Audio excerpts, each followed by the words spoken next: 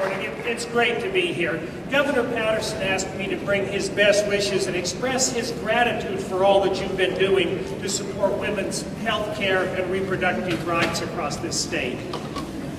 We recently got a reminder of how effective you are. The CDC released their 2006 statistics, and it showed that the teen birth rate in New York State dropped 3% compared to the rest of the country.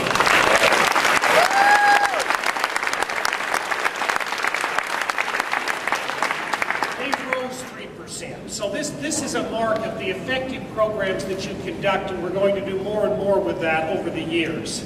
You won't find a stronger advocate of women's services and a defender of reproductive rights than Governor Patterson. I'm very pleased to tell you that he'll be moving forward again legislation that was first introduced in 2007. This legislation will clarify and reinforce existing statutes that protect a woman's right to choose the course of her pregnancy and to access the full range of reproductive services. Finally, it will remove all references to reproductive decisions, including abortion, from the state penal code.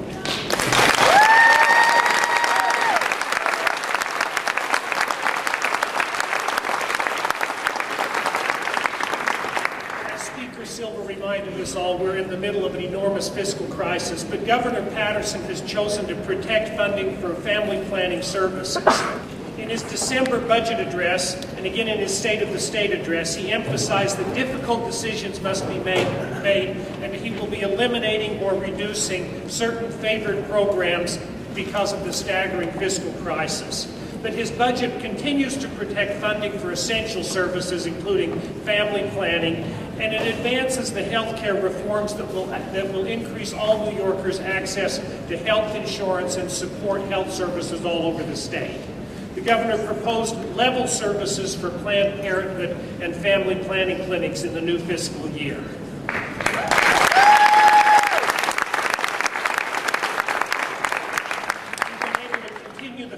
For emergency contraception, we're increasing support for the HPV vaccine, and we're continuing the state-only funding that replaced federal funding for abstinence-only programs, which were shown to be ineffective. As the Speaker stated, we will support comprehensive, age-appropriate sex education for all children in New York.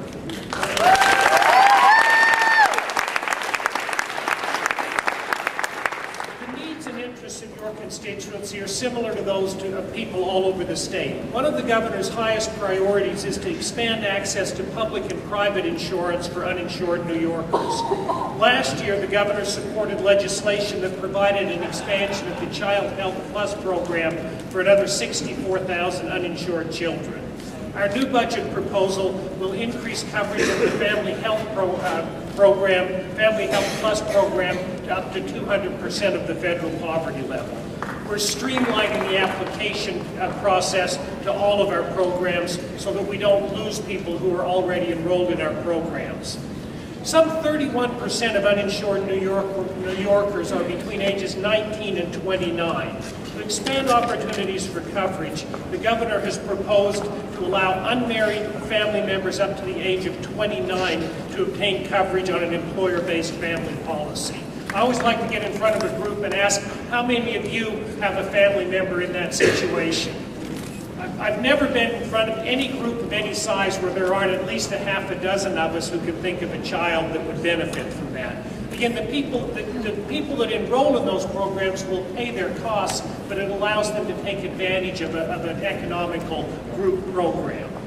The governor's budget builds on steps we started this year and last year to right-size the healthcare system and to rebalance reimbursement to give appropriate emphasis to primary and preventive services. For the second year in a row, we will be shifting money from overpayment for inpatient services into outpatient and ambulatory care, which has been traditionally underpaid in New York.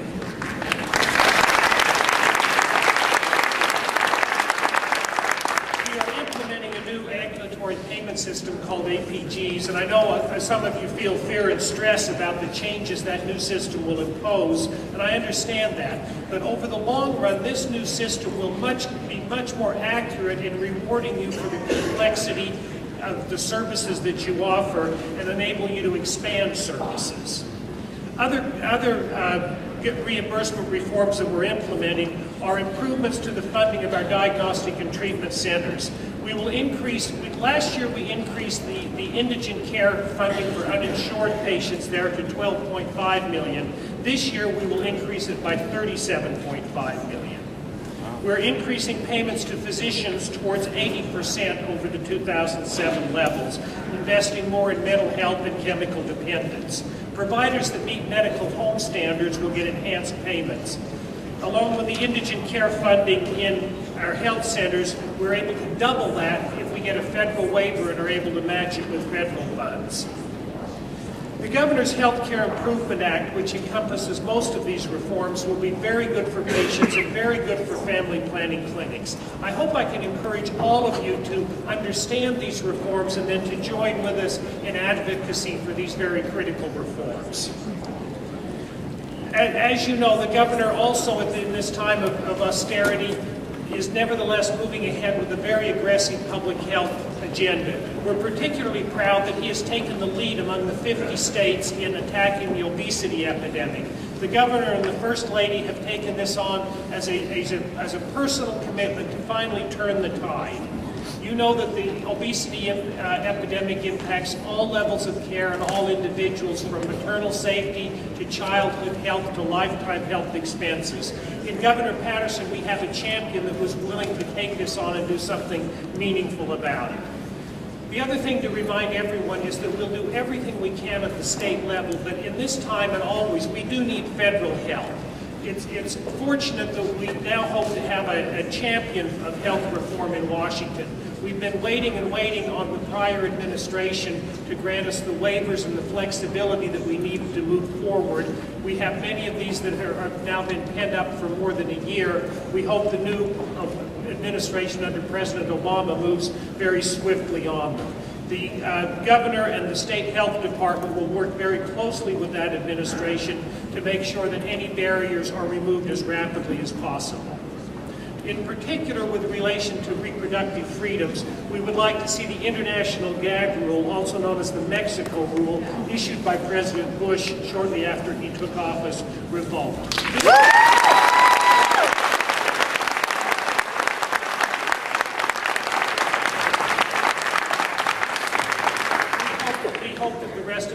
Follows the lead established by New York and removing the restriction of certain federal funds to abstinence-only teaching and let them support broad, age-appropriate sex education for all New York children. Over the coming months, we have enormous fiscal challenges, but at the same time, we can use this as an opportunity to make real improvements in our healthcare system that will improve the health of our generation and the future generations that you all are so concerned about. Thank you very much.